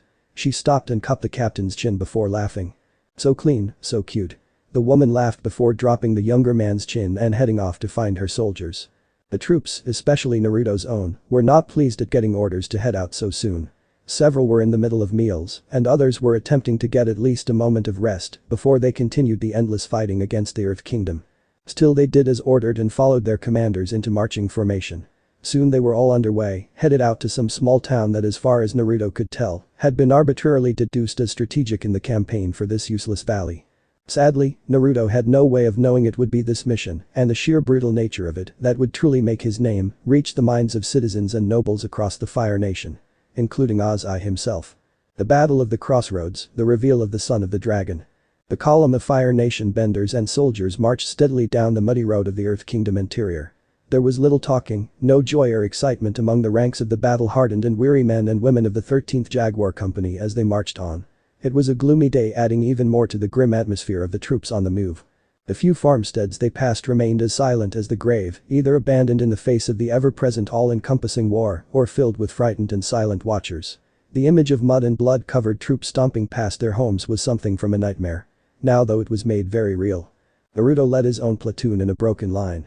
He had learned by now that having his troops marching tightly like a parade was like asking politely for the earthbenders they were facing to crush them all together in a single barrage of boulders. He wasn't about to make the same mistake twice. Enough dead comrades lingered on his conscience that he didn't need to add any more if they could be avoided. As the company continued to march, a handful of Fire Nation soldiers leading a column of Earth Kingdom civilians began to pass them by, headed in the opposite direction. The civilians quickly moved out of the way of the oncoming soldiers and avoided eye contact or presenting themselves as any kind of threat toward the gruff-looking soldiers marching past. Captain Tukao looked to be trying to identify the officer in charge of the soldiers escorting them, but was stopped as Naruto waved the other column on. "Lieutenant, what are you doing?" We need to ensure those people are being rightfully detained for the captain began only to be stopped by one of the other lieutenants. All due respect, Captain, but those folks are collaborators. They're being taken to the nearest colonial settlement. That's the usual agreement, Lieutenant Wang commented. How are you so sure? Those men could be impersonating our troops to take advantage of local allies or Tukao began. Look, Captain, don't worry about them. These types of people will do anything to come out on top. Actually, if you see one you like, they'd probably let you do anything to them for your rice ration, Chizu said as she smirked devilishly at the man, now blushing in fury and outrage at that thought. Mind your tongue, Lieutenant. These people have shown themselves to be loyalists to the Fire Nation, Tukao argued. They've shown themselves to be loyalists to money or food. Huang laughed. Tukao scowled and shot a look at Naruto, who was ignoring the interaction. He had no interest in the captain's falsified idea of this war. He was no different than any of the fresh-faced recruits they got as replacements on a regular basis. Except for the fact it had been decided that he would be their commander. Despite his lack of knowledge of how the war was really fought. Oh, you like that one with the green eyes, a baby face? Chizu continued to harass their captain. I should have you lashed for insubordination, Tukao seethed. Chizu simply snorted at the threat. Sure, just thought you might be interested since you were staring. She'd funk you for half a bowl of Kongi too, so you wouldn't have to rely on your boyish charm. Chizu cackled along with several of the soldiers as Tukao stewed in rage. That's enough, Chizu. Let's keep moving, everyone. We have a lot of ground to cover. Naruto finally called out, getting Chizu's smile to drop as she nodded, and the column again set out into motion. Tukao slowly made his way to be marching alongside Naruto. The younger officer simply raised an eyebrow at the captain's arrival beside him. They marched in silence for a time, which was fine for Naruto's part. He didn't really want to talk with the man all that much to begin with. He doubted he would last all that long out here on the front. Eventually, though, the captain did open his mouth and speak his mind. Lieutenant Naruto, you are supposed to be my second. I would appreciate a bit more support from you in controlling the unit, Tukao said in a bit of a reprimanding tone. You would? Do you want me to just lead them for you? Naruto asked in far too innocent of a voice. That's not what I mean, Tukao growled. Well, sure it's not. Captain, I can't lead them for you. You need to show them you're in charge, Naruto replied. The captain frowned as he realized Naruto had no intentions of offering more help to him in controlling the troops. Scowling once again, he moved back up to the front of the column, with a couple chuckles following after him. His spot beside Naruto was replaced by Mulin, who stared forward after the captain. He might make trouble for you if you don't at least show him some respect, Naruto, she warned. No. Either he'll become like the rest of us or he'll die. One way or another, it doesn't matter. Assholes like him change or die, Naruto said with a shrug. I guess. The sergeant replied as she watched the captain continue to march slightly apart from the rest of the unit. He's still going to drag us into an early grave, Mulin insisted with a scowl. Mulin. Trust in me like you always do. I'll look after everyone, Naruto insisted with a small smile on his tired face. The girl sighed but slowly nodded. He always did after all. She turned to return back to her squad when a sudden shout from the front of the line caught their attention, just in time to watch a spear of earth skewer the captain and a half-dozen other soldiers. That farmhouse on the right. Someone hollered, and soon the building was completely engulfed in flames, with the sound of screaming Earth Kingdom soldiers briefly heard above the roaring flames. Naruto approached the corpse of the captain. The man dangled easily a foot off the ground and was killed almost instantly. A small mercy in the war. Naruto briefly contemplated that he'd prefer to go out like that if he was going to die. Instantly, without pain, and without him seeing it coming. I guess you were right, Mulin said from beside him. I never get to be happy when I hear those words. It's always about something like this. Naruto frowned. After having a squad get the men down and pack away their belongings, they quickly buried them and said a kind word. It was odd as a sense of mild relief flooded into the troops at the passing of their captain. The man had never gotten a chance to become something other than an outsider to the company, and now he never would. They would only ever remember him as he died. On second thought, perhaps Naruto didn't wish to go that way. He would rather fight and claw and struggle to the end. He wanted to be remembered as he really was. A soldier. Alright everyone. The captain is dead, but that doesn't mean we get to slack off. We still need to link up with a battalion of colonials past that ridge up there and back them up in their task. The brass want results, and as much as it's a pain in the ass, we are gonna be the ones punished if they don't get it. So eat on the move. I want to make it to our colonial pals before mid-afternoon. Naruto ordered, getting a set of nods and yes sirs from the unit. Well, at least the little boss is back in charge now, Chizu said with a shrug. And here I thought you would be upset about losing your newest toy. Naruto joked toward the woman, causing her to throw her head back with a rough laugh. He was a bit too girly for me, boss man. I like mine with a bit more man to them. The late captain could have worn a dress and I wouldn't have been all that surprised. Chizu said as she began to walk past. Really? Here I thought you preferred the girly ones to compensate for your own manliness. Naruto teased, getting a snort from the woman. Oh, I'll remember that. She said, intent on getting him back at a later time. Sure. Alright Jaguars, let's move it out. Naruto bellowed in a voice that was surprisingly heavy with bass for his age. Once more the company set out down the muddy roadway, bound for their next battlefield. The company fanned out in a horseshoe formation as they approached a heavily damaged farming hamlet near the roadway. It had started raining lightly by now, and the tattered remains of a Fire Nation banner flapped loudly over the ruins. Within the short walls of the compound, colonial soldiers moved to and fro trying to get out of the rain as best they could. While several took up residence in the old farmhouse, its roof had largely been burnt away during whatever fight had occurred here in the past, and those inside still battled the water. In contrast, one of the larger barns remained almost entirely intact, and it was there that Naruto found the major had set up shop for commanding his forces. The man was much more like Naruto and Raiko than Tukao, thankfully. He had a wicked scar running down the middle of his face ending just above his mouth. That wasn't all though. Draped over his black and red armor was a bloodied and worn green and tan sash with a faded Earth Kingdom symbol present. This man had seen plenty of battle, which was unsurprising as the colonial units often got some of the worst assignments in the war, just like Naruto's own troops did. Liuetan, and don't tell me this is all you brought with you. The man said as he shook Naruto's hand solidly. He seemed unbothered by the young 15-year-old boy being in such a command.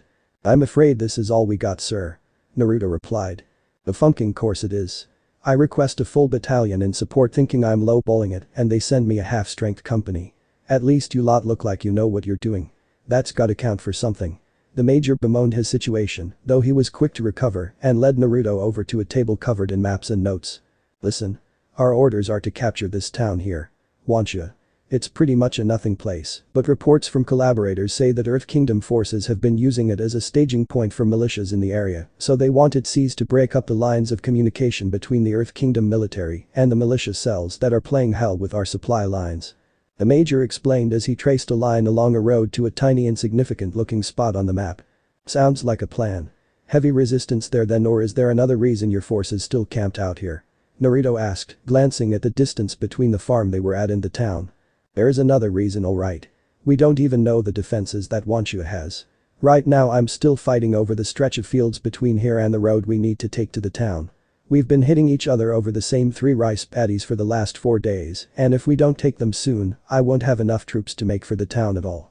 The man was clearly fed up with the situation. Naruto sympathized with the major. Pressure from the upper levels of commanders to complete their orders in a timely manner was harsh. That didn't make the enemy any less of a stopping force though. The young lieutenant looked at the troop positions in the fields that the major had pointed out. The Earth Kingdom forces had placed themselves in a great spot.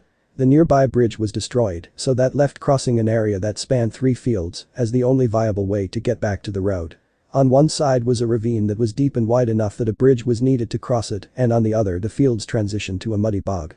Perfect killing ground for the Earth Kingdom to pick off any Fire Nation troops that attempted to flank through it. The only way is to push through them then. Naruto realized with a frown. Yeah. We have hardly any benders in our unit. I'm not even a great bender myself. So it's like hitting a stone wall with a sword half of the time. Naruto stared at the map for a moment before slowly nodding. His mind started forming a plan for how to handle the next attack they would launch. I have an idea. First we need to wait for the rain to clear up though. Naruto said as he looked out at the water streaming down on top of them. Well, I'll trust you on this. What do we need to do? The major asked as he leaned in to look over Naruto's shoulder as the boy began sketching out a diagram of what he hoped to do. 2 hours later and the unified forces of the 12th Colonial Battalion and the 13th Jaguar Company had taken up positions in a thin line of trees and brush that marked the edge of the fields. Across from them, on the far end of the fields was a similar set of foliage that concealed the Earth Kingdom forces. By now the rain had stopped and word of what Naruto required for his plan had been spread among the benders of both units as they prepared to make their push against the enemy. It was a bit of a gamble, but Naruto had confidence it would work. Sadly, there was no possible way for the upcoming skirmish to not be a bloody affair, and the men at his and the major's command had been made completely aware of that. If anything, it bolstered their resolve to know their commanders would be joining them for the harsh assault, even knowing the danger such action presented themselves. The wind died down with the rain. You really think this will work? Mulan asked Naruto as they tensed up. Should I hope so? Naruto replied, getting a dry look from his subordinate in response. Send word to begin. He quickly ordered, disliking that expression from her. What was it about women like Mulan and Azula that could get under his skin so easily? As Mulan began moving down the line spreading Naruto's command, Naruto and the other benders in the two units began generating heat with their bending. It was a beginner skill. One that every firebender learned. They had to learn to generate and control heat to properly bend fire itself after all. The difference now was the fact that they were each heating up piles of damp leaves and sticks. Not enough to properly set them ablaze and burn out, but just enough to ignite and smolder, slowly creating a cloud of dense gray smoke. Soon the line was covered in a thick cloud, and Naruto and his fellow benders began slowly advancing under the cover of the smoke. The trampled crops in the field were gradually ignited as they moved, advancing the smoke along with them. From the standpoint of the waiting Earth Kingdom soldiers, a thick smoke began crawling across the field toward them ominously. It didn't take them long to figure out what was happening, and so the officers began ordering volleys of arrows against the cloud. Normally, the archers would litter the fields with arrows as the Fire Nation soldiers advanced, while the Earthbenders kept the attackers from properly forming shield walls to deflect the archers' attacks. Now though, with no way to properly see where the formations of the Fire Nation troops were, they had no way of specifically targeting the shield bearers. By the time the Fire Nation forces were over a third of the way across the field, the Earthbenders had decided to attempt a different tactic. A thunderous rumble shook the ground, and the field shifted and roiled as the Earthbenders shifted it underfoot of the Fire Nation troops. It had the desired effect of disrupting many of the shield bearers, and arrows began finding their mark among the Fire Nation soldiers. Unfortunately for the Earth Kingdom forces, they hadn't realized they had also just removed the soft and muddy field surface for solid hard stone. Realizing that they could move much more capably on such solid ground, the Fire Nation troops began advancing much quicker. With the crops buried under a thin layer of stone, the smoke cover quickly began to dissipate, and Naruto shifted his focus from forming their cover to leading a direct assault. He quickly twisted his body through the forms he knew by heart and blasted a barrage of deadly fire attack toward the Earth Kingdom forces that remained hidden behind their cover. But that he roared out in animalistic fury and sprinted head first toward the positions of his enemy. The battle cry sounded out and quickly spread through the unit of Fire Nation soldiers as they rushed forward, howling in fury like their young lieutenant before them. The Earth Kingdom soldiers' morale collapsed and many attempted to flee, only to be cut down by a mix of fiery blasts and arrows as they did. The battle soon became a harsh close-quarters fight as both sides battled over the burning tree line.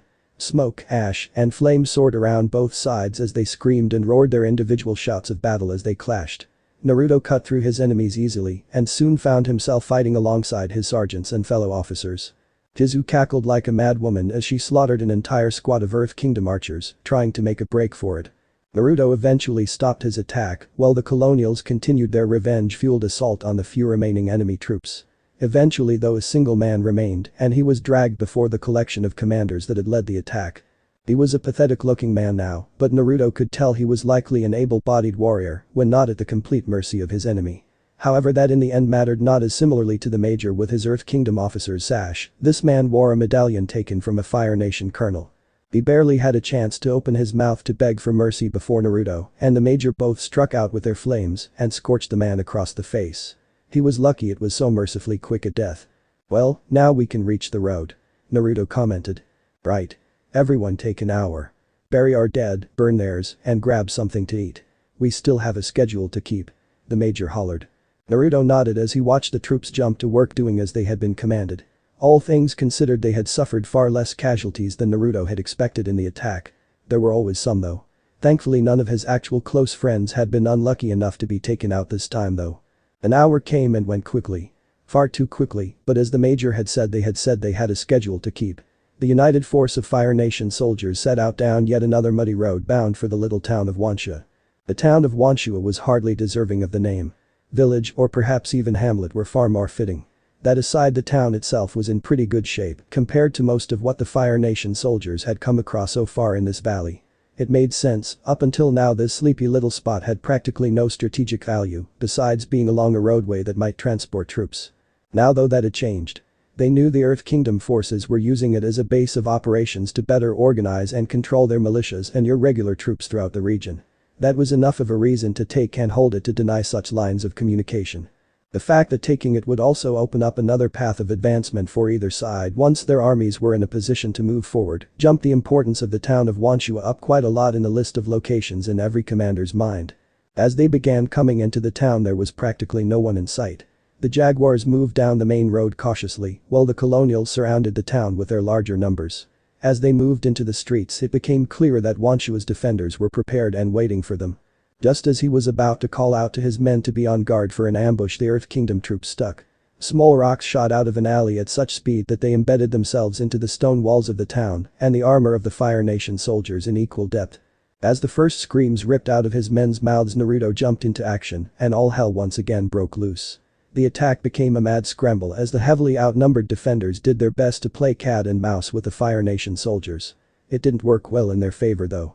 Naruto set one of the largest buildings on fire with a dragon-like roar, and the other benders quickly began doing the same, flushing Earth Kingdom troops out into the streets to be cut down by sword and spear from the rest of the Fire Nation troops present.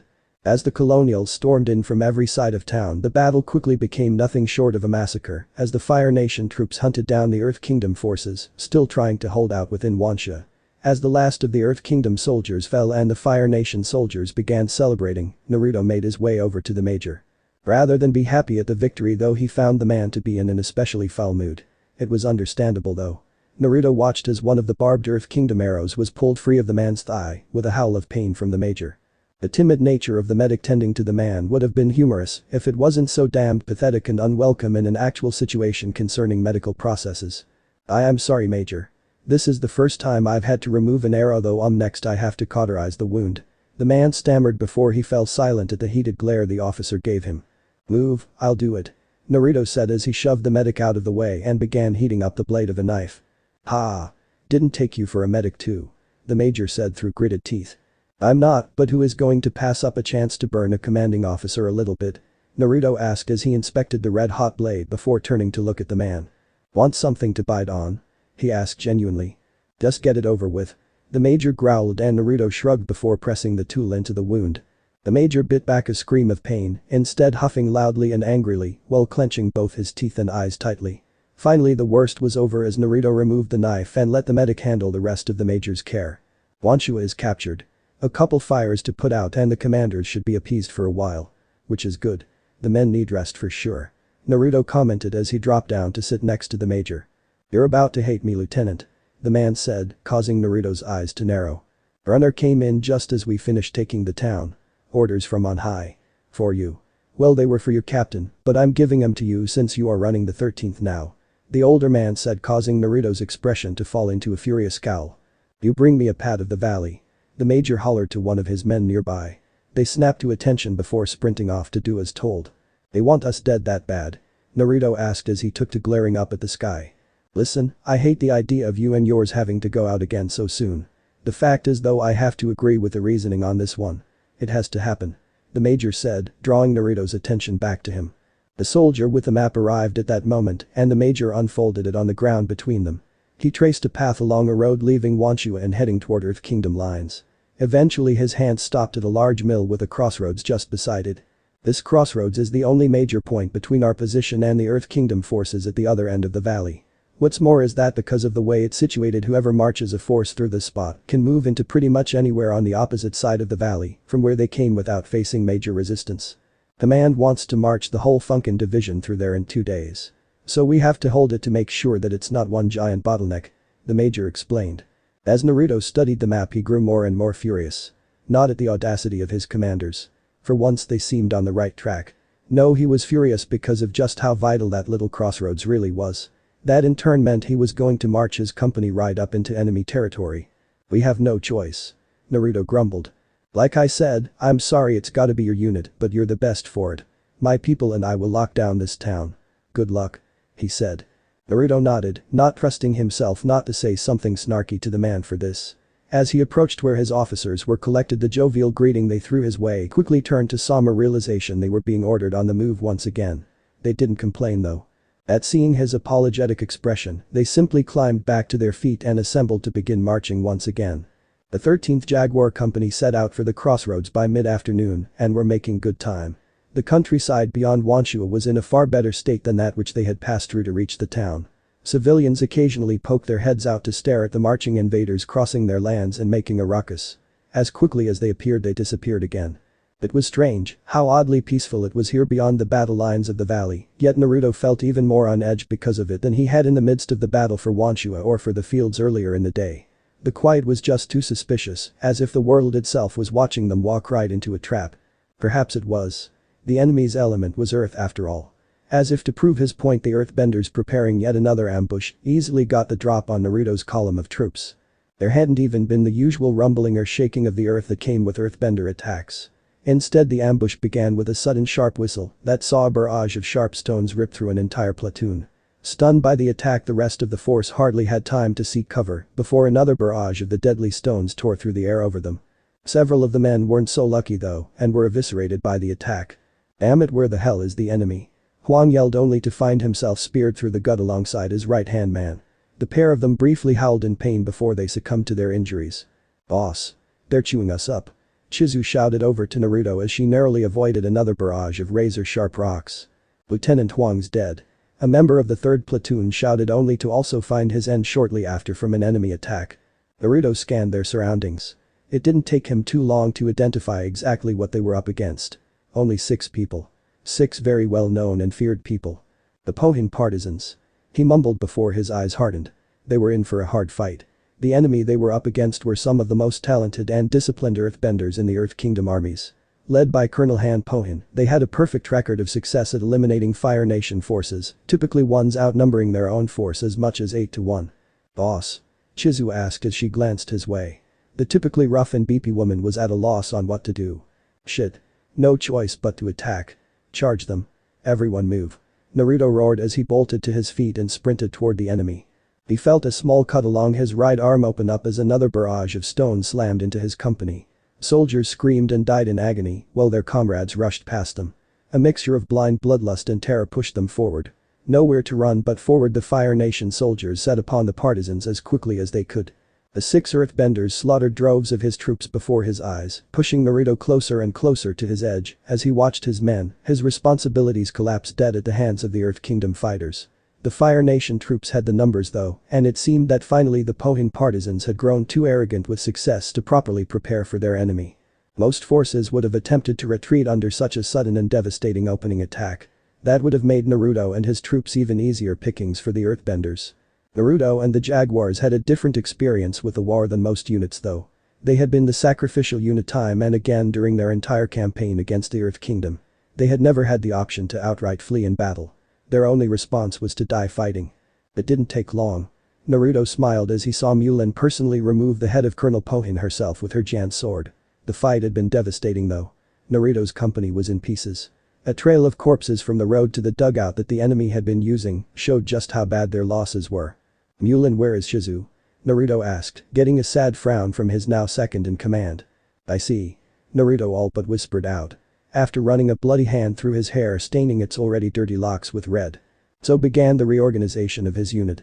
Nearly all of the 4th platoon had been wiped out, but the 2nd and 3rd platoons each had enough troops remaining between them for Naruto to not only replenish his platoon's ranks, but also set up a detail under one of Chizu's sergeants.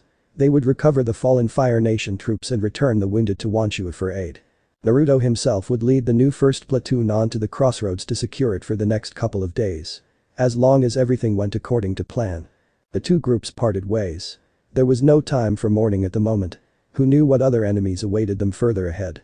They needed to reach the crossroads by nightfall or risk an even worse ambush than the one they had just suffered. As the exhausted troops came into the crossroads just before dusk, they found the area deserted. The old mill beside the road was in disrepair and had clearly been abandoned long ago. It seemed the building itself had at one point been a supply depot for the Earth Kingdom forces in the region, but as they had been gradually pushed back, they had abandoned the location.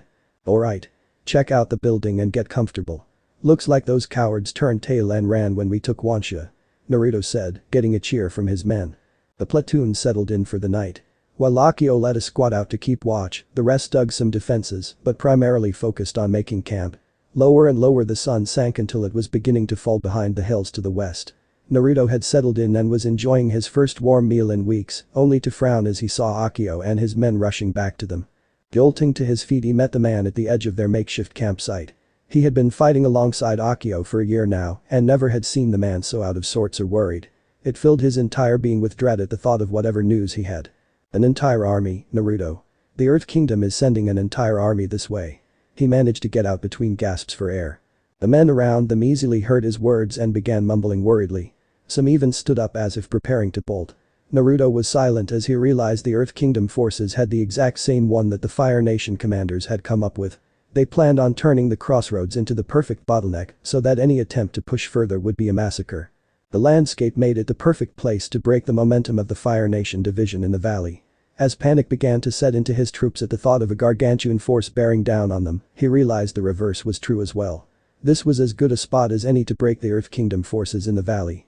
The problem was he had a single battered platoon to do it with.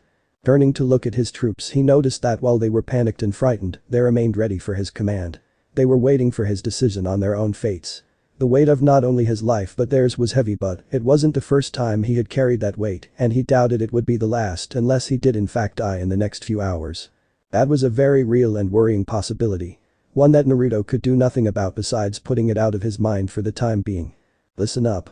If we don't hold this spot, the damage those funkers will do to our fellows will be catastrophic. Not only will hundreds if not thousands of our fellow soldiers die from such a battle, but it could lead everything our company has sacrificed for in the last few days to being worth nothing. Every injury, every death, and every single second of suffering would be worthless if we just gave this spot up. Naruto began calming the group down as they listened to his voice. Now, I know you're afraid. I am too. We must do what is required of us anyway. Not for the Fire Lord or even for the Fire Nation. Just for our brothers and sister in arms. I hate myself for asking more of you than I have any right to, but I have no choice. I can't hold this crossroads alone. I will try to do just that if I must though. He continued, noticing the resolve returning to his soldiers' eyes. Will you help me? He asked, quieter. Yes. Came the reply. It was mumbled and uneven among the soldiers as if they remained unsure. Naruto narrowed his eyes at that. I asked, will you help me? Naruto bellowed out, causing the front ranks of his soldiers to jump slightly in the change of tone. I don't want any half-assed answers. Either you're with me to the end or you can funk off back home like the cowardly bastards you'd prove yourselves to be. Yes sir. The platoon roared in response. That's better. That's the sound of the bunch of warriors I've been serving with. Naruto responded with a shout, gaining a series of approving shouts back. Now, we have a little time to get ready. First things first though, who is the youngest person here? Naruto asked. The crowd of soldiers all blinked back at their commander awkwardly while Naruto continued to stare at them. Well. That's you, Lieutenant. Mulan spoke up, causing Naruto to blink dumbly for a second before groaning. I mean beside me, damn it. He shouted, causing the men to practically shove a girl only a few months younger than Mulan forward. That's me sir. The girl snapped off a salute. It was clear she was one of the newest members of the platoon, likely a replacement since their time directly under Raiko. Alright. I want you to go back to Wanshua and get in touch with the major. Tell him we are going to likely be overrun if we don't get support. Tell him to send word to Colonel Raiko. They'll speed up the advance if the whole operation is threatened, which it will be. Hopefully they can get here and bail us out. Naruto explained. The soldier saluted again and raced off back toward the Fire Nation lines. Naruto frowned as he watched her go.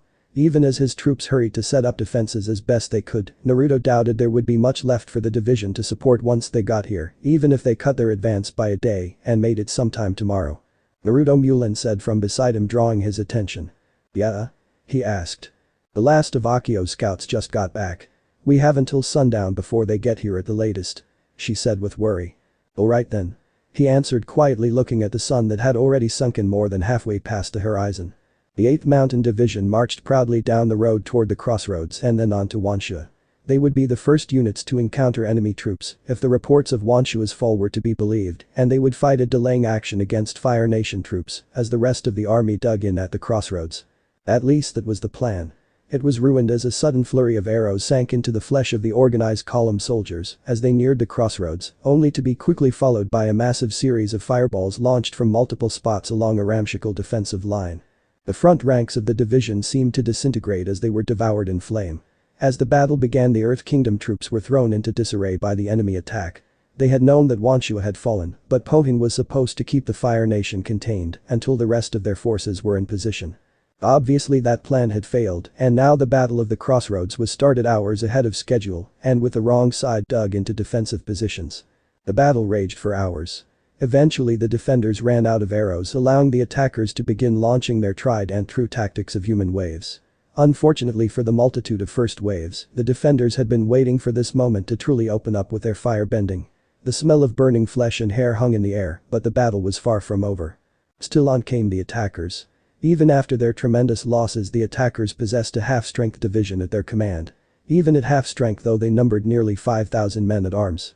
The platoon under Naruto was overstrength, truly closer to the strength of 2 platoons, some 107 soldiers, not including Naruto himself when all was said and done. By no stretch of the imagination should the defenders, exhausted and stressed from weeks on end of moving and fighting, be able to hold their own. Yet, as if by a miracle they did. Screaming and howling like animals, the remnants of the 13th Jaguar Company tore into their attackers and fought tooth and nail. At the center of it all, roaring out commands and bursts of flames in equal measure, Naruto stood firm. The 15-year-old led the defense as his weary soldiers gave into their instinctive desire to live. Their fight-or-flight impulses stuck totally into the mentality of fight. The combat grew more and more gruesome as the night wore on. Wave after wave of Earth Kingdom infantry, mostly just conscripted levy spearmen or swordsmen, were fed into the hellish wall of Fire Nation soldiers, and the battle raged on and on. Slowly though, the Earth Kingdom numbers were deciding victory. Naruto could do nothing as more and more of his unit was killed off around him. He was prideful in their last moments, the fearless way they battled their opponents truly gave credit to the name Jaguar Company. Eventually a brief respite was had as the Earth Kingdom forces reorganized. Hundreds, perhaps more, lay dead in mounds surrounding the crossroads, but by midnight it remained steadfastly in Fire Nation hands. In Naruto's hands. The young lieutenant stood atop a pile of corpses. There was nowhere else to stand as the mindless assault of their enemies had sent such numbers against them that Naruto doubted he could find a spot of ground between the bodies now. As terrible a toll as they took on the Earth Kingdom forces though, the number advantage remained completely in the Earth Kingdom's favor. Among his remaining forces Naruto could count 14 living. Thankfully Mulan remained, but the rest of his sergeants, his original squad and friends, had fallen one by one as the battle had carried on. It had fueled him as he fought on. By now though things looked even more grim. Naruto was the last bender among their forces, and the majority of the Earth Kingdom's fodder seemed to have been extinguished, leaving their true soldiers to begin the advance. Naruto stared out silently over the dark, corpse-strewn fields. The smoke blotted out the moon and stars, and only the numerous fires and embers caused from battle kept the area somewhat lit. It truly looked like a hellscape now, compared to the sleepy little crossroad mill that had once been there.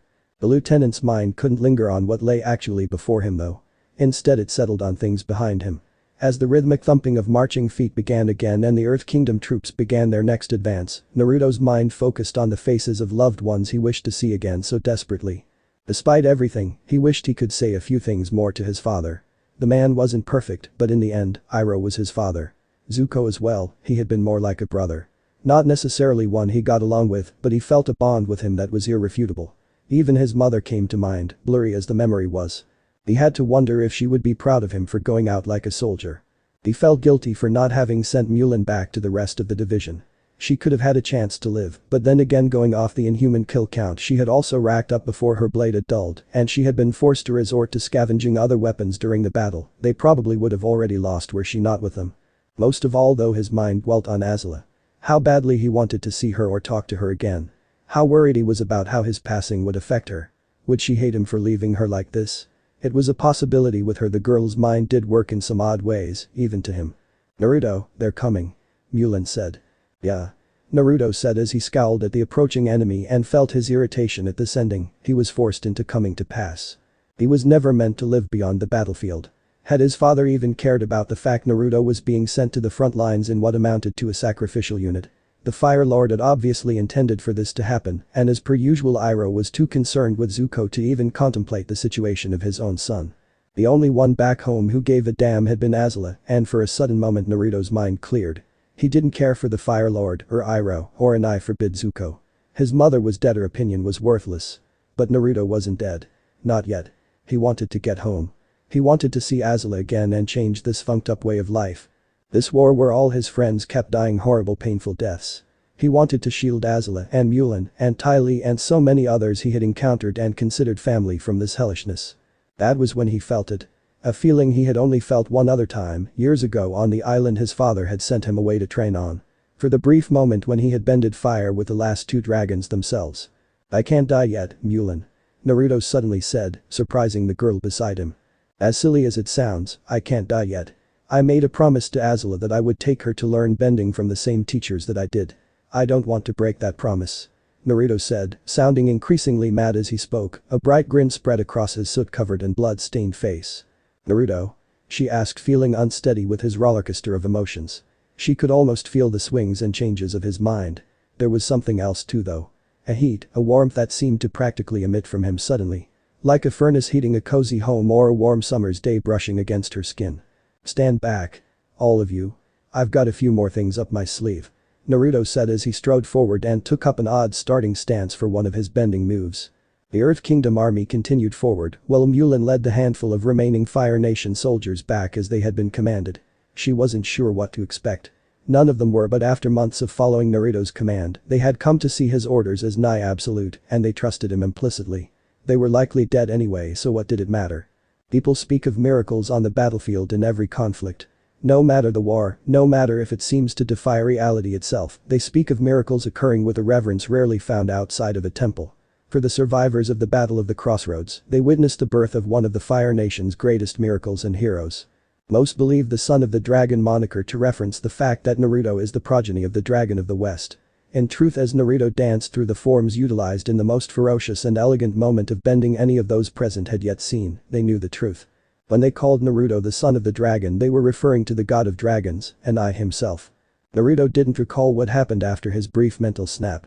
The stress and grief at never seeing his loved ones again had pushed him to do something most thought impossible, and it took its toll on his body. As he created and bent a massive curtain of flame against the screaming horde of Earth Kingdom soldiers, permanently scorching the valley evermore, all Naruto could think of was wanting to rest as he collapsed from exhaustion. So this part ends here. Alright, that's it for today's video guys. Let me know in the comments section how was the story, and also don't forget to like, share and subscribe. I will meet you in another video. Bye bye.